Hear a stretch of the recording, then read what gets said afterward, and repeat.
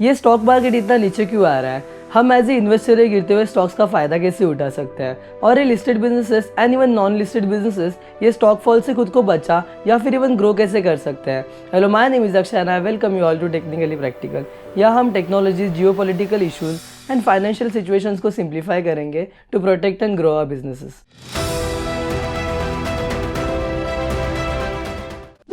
Falling stocks का सबसे बड़ा रीज़न यूएस का बढ़ता हुआ इन्फ्लेशन है, ये तो हम सबको पता है। पर इम्पोर्टेंट क्वेश्चन ये है कि यह यूएस में इन्फ्लेशन इतना बढ़ी क्यों रहा है।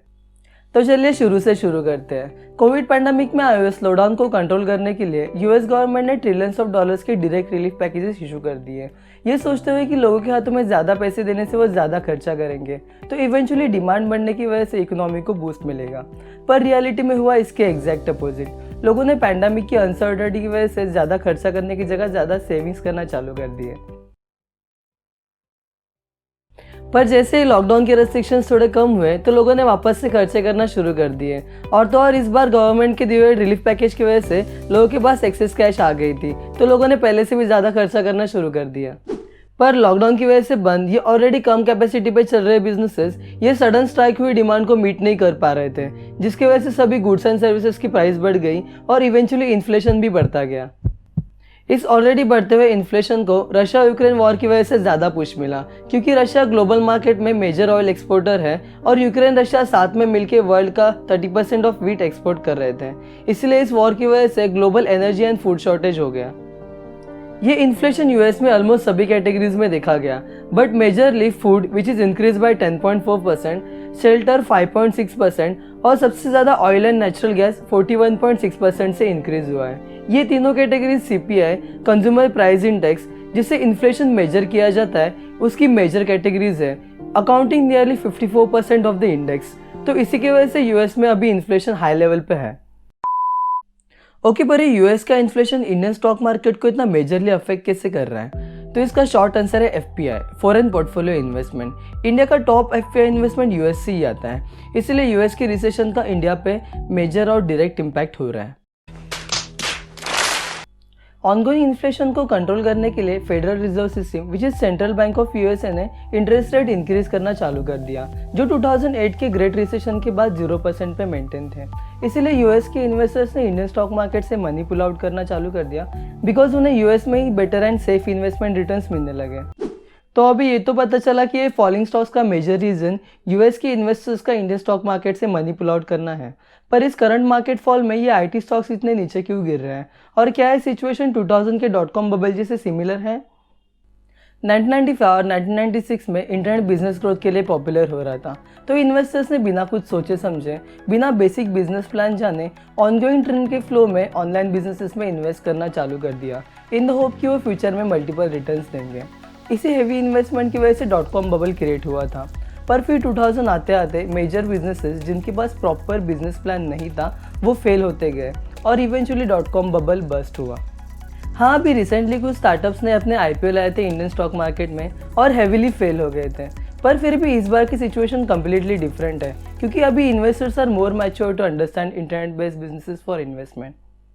अभी के आईटी स्टॉक्स के फॉल का रीज़न भी यूएस का इन्फ्लेशन ही है।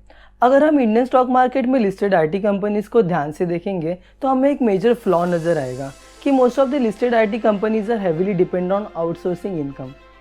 तो अभी आप बोलोगे तो अच्छी बात है ना, बाहर से इंडिया में पैसा आ रहा है। देखो, मैं ये नहीं बोल रहा हूँ कि आउटसोर्सिंग बिजनेस अच्छी बात नहीं है, पर ये बिजनेसेस दो धारी तलवार की तरह काम करते हैं। इन्वेस्टिंग कंट्री के ग्रोथ टाइम पे रैपिड ग्रोथ और स्लोडाउन के टाइम पे हेवी लॉसेस हो जाते हैं, जिसे इम्पोर्टेड इन्फ्लेशन कहते हैं।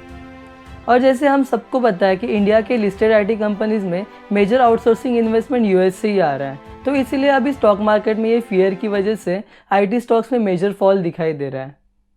फ्यूचर में ऐसे इम्पोर्टेड इन्फ्लेशन से बचने के लिए हमें अपने आईटी सेक्टर में भी आत्मनिर्भर बनना पड़ेगा। इंडियन आईटी कंपनीज को आउटसोर्सिंग बिजनेसेस के साथ साथ खुद के आईटी प्रोडक्ट्स भी मार्केट में लाने पड़ेंगे।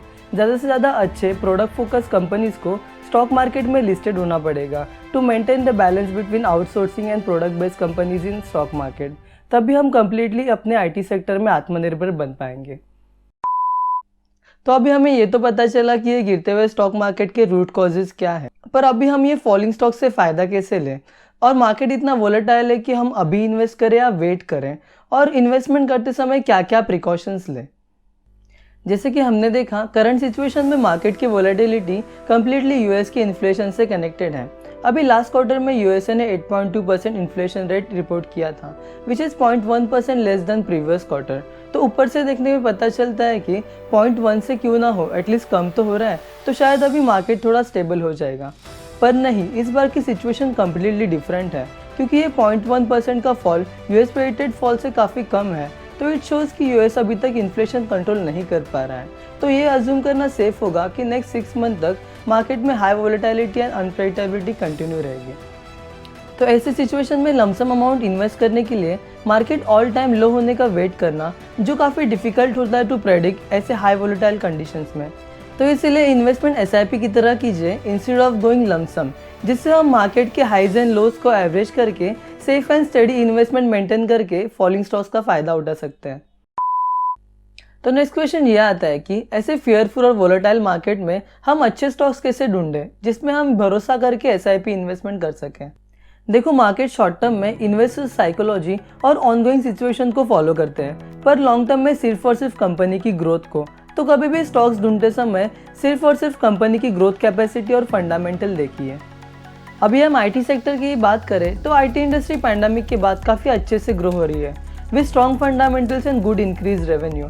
तो इसीलिए अब ये बेस्ट टाइम है आईटी इंडस्ट्री के शेयर्स डिस्काउंटेड प्राइस पे लेने के लिए। पर आईटी कंपनी सिलेक्ट करते टाइम पे कंपनी के फंडामेंटल वैल्यूज़ के साथ साथ अगर वो आउटसोर्सिंग में वर्क कर रही है तो ये ज़रूर चेक कर लो कि कंपनी के क्लाइंट्स कौन से हैं, किस कंट्री से है और क्या कंपनी को कोई न्यू प्रोजेक्ट मिले या नहीं। अगर कंपनी प्रोडक्ट बेस्ड है तो ये याद रखना कि सॉफ्टवेयर और इंटरनेट कंपनी को जस्ट मार्केटिंग और स्केल करने में हेल्प करेगा, पर यह हमेशा पहले देखना कि कंपनी के प्रोडक्ट क्या वैल्यू प्रोवाइड कर रहा है और उसके बाद ही इन्वेस्ट करना। अपार्ट फ्रॉम आईटी सेक्टर, हमारे ग्रीन एनर्जी सेक्टर में भी काफ़ी ज़्यादा पोटेंशियल और प्रोमिनेंट ग्रोथ के चांसेस हैं। जैसे कि हम सब देख रहे हैं, रशिया यूक्रेन वॉर आर्म्स की जगह पे ऑयल एंड नेचुरल गैस की डिस्ट्रीब्यूशन पे डोमिनेट की जा रही है। तो हमें इससे पता चलता है कि एनर्जी पे सेल्फ रिलायंट होना कितना ज़्यादा इंपॉर्टेंट है। अगर हम इंडिया की बात कर रहे हैं तो इंडिया जितना ग्रो हो रहा है तो उतना ही ज़्यादा oil and natural gas import कर रहा है, इतना कि अब तो इंपोर्ट 100 बिलियन के पास पहुंच चुका है, और वो भी सिर्फ अपनी नीड्स को पूरा करने के लिए। तो इसीलिए अगर हमें ग्रो होना है तो हमें अपने एनर्जी में सेल्फ सस्टेनेबल तो होना ही होगा। हम एनर्जी पे सेल्फ रिलायंट होने के लिए ऑयल एंड नेचुरल गैस का प्रोडक्शन तो बढ़ा नहीं सकते क्योंकि इंडिया में रिसोर्सेज लिमिटेड है, पर हम डेफिनेटली ग्रीन एनर्जी पे शिफ्ट हो सकते हैं और इंडिया ये काफ़ी अच्छे से जानता है, इसलिए ग्रीन एनर्जी सेक्टर को तो ग्रो होना ही है। हाँ, मैं मानता हूँ कि ये पैंडेमिक और ऑनगोइंग वॉर की वजह से फॉलिंग इकोनॉमी को कंट्रोल करने के लिए इंडिया की प्रायोरिटीज थोड़ी चेंज हो गई है, इसलिए ग्रीन एनर्जी सेक्टर में थोड़ी कम ग्रोथ दिखाई दे रही है। पर ये वॉर की वजह से एनर्जी की एक्चुअल वैल्यू पता चली है, तो इसीलिए अभी ग्रीन एनर्जी सेक्टर में थोड़ी रैपिड ग्रोथ देखने को मिल सकती है। ग्रीन एनर्जी की बात करो, इलेक्ट्रिक व्हीकल की ना करें, ऐसे कैसे हो सकता है। हाँ, मैं जानता हूँ कि अभी भी इलेक्ट्रिक व्हीकल्स को चार्ज करने वाले चार्जर्स ब्राउन एनर्जी पे वर्क कर रहे हैं। तो जिनको ब्राउन एनर्जी क्या होती है ये नहीं पता, तो बेसिकली ब्राउन एनर्जी पॉल्यूटेटिंग सोर्सेज से जनरेट की जाती है, जैसे कि कोल एंड डीजल इंजन। पर तब क्या जब हम लोग ग्रीन एनर्जी यूज़ करें to charge the electric vehicles? मैं हमेशा ये सोचता था कि ये ऑयल की प्राइस बढ़ने से हमेशा इन्फ्लेशन हाई क्यों हो जाता है। तब मुझे पता चला कि ये imported oil as a petrol and diesel हर तरह के ट्रांसपोर्टेशन व्हीकल में यूज़ हो जाता है, और अगर ट्रांसपोर्टेशन की कॉस्ट बढ़ जाएगी तो हर प्रोडक्ट एंड सर्विसेज की कॉस्ट बढ़ जाती है और इन्फ्लेशन हाई हो जाता है। पर तब क्या जब हम लोग ये ट्रांसपोर्टेशन व्हीकल्स को इलेक्ट्रिक कर दें? इसीलिए इलेक्ट्रिक व्हीकल्स पे लो टैक्सेस और सब्सिडी खुद गवर्नमेंट ही प्रोवाइड कर रही है to increase the rate of transformation from petrol diesel vehicle to electric vehicles. इसीलिए इलेक्ट्रिक व्हीकल्स और इससे connected sectors like battery manufacturing and charging station, इनमें भी हाई ग्रोथ पोटेंशियल्स है। देखो, अभी ये बात हो गई इन्वेस्टर्स के पॉइंट ऑफ व्यू से कि कैसे हम ये फॉलिंग स्टॉक्स में भी ग्रोथ अपॉर्चुनिटीज देख सकते हैं। पर अगर आप स्टॉक मार्केट में लिस्टेड बिजनेस रन कर रहे हो तभी आप ये फॉलिंग स्टॉक से बिजनेस को कैसे बचा सकते हो? जैसे कि हमने देखा, स्टॉक मार्केट शॉर्ट टर्म में इन्वेस्टर साइकोलॉजी पे चलता है, इसलिए try to focus on marketing the values and growth of the business, जिससे लोगों को आपके बिजनेस पे ट्रस्ट बैठ जाएगा। हम गिरते हुए स्टॉक्स के लॉसेस को देख के कंपनी के क्वार्टरली रिजल्ट में प्रॉफिट मेंटेन करने के लिए मार्केटिंग जैसे इंपॉर्टेंट एरिया में ही कॉस्ट कटिंग करना चालू कर देते हैं, जो बिल्कुल ही गलत है। उल्टा ऐसी सिचुएशन में मार्केटिंग पे फोकस करके इन्वेस्टर्स के बीच अपना ट्रस्ट बनाए रखें।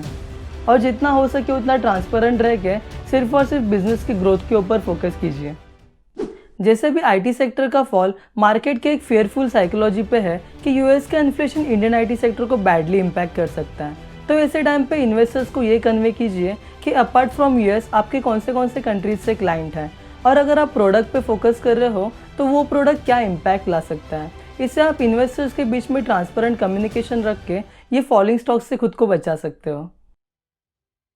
अगर आप नॉन लिस्टेड बिजनेस चला रहे हो तो मार्केट की ऐसी सिचुएशंस को ऑब्जर्व कीजिए और अभी इसी स्टेज पे जो नीडफुल चेंजेस है वो कीजिए, क्योंकि बिजनेस के ये स्टेज पे मेजर चेंजेस करना कंपैरेटिवली थोड़ा आसान होता है। इससे आप फ्यूचर में आने वाले इश्यूज़ के लिए प्रिपेयर हो सकते हो।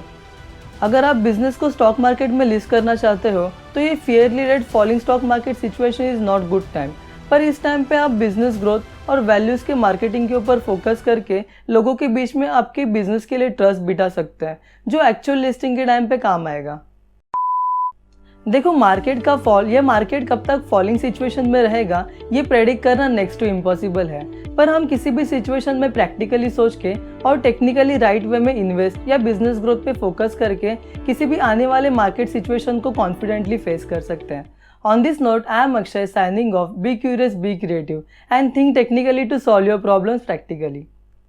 अगर आपको हमारा ये practical solution approach towards a problem पसंद आया है तो subscribe to the channel, like और डिसलाइक। फॉलिंग स्टॉक्स के बारे में आपकी क्या राय है ये हमें कमेंट सेक्शन में बताइए, and most important share this video with the ones जो ये नॉलेज को प्रैक्टिकल वे में यूज़ कर सकते हैं।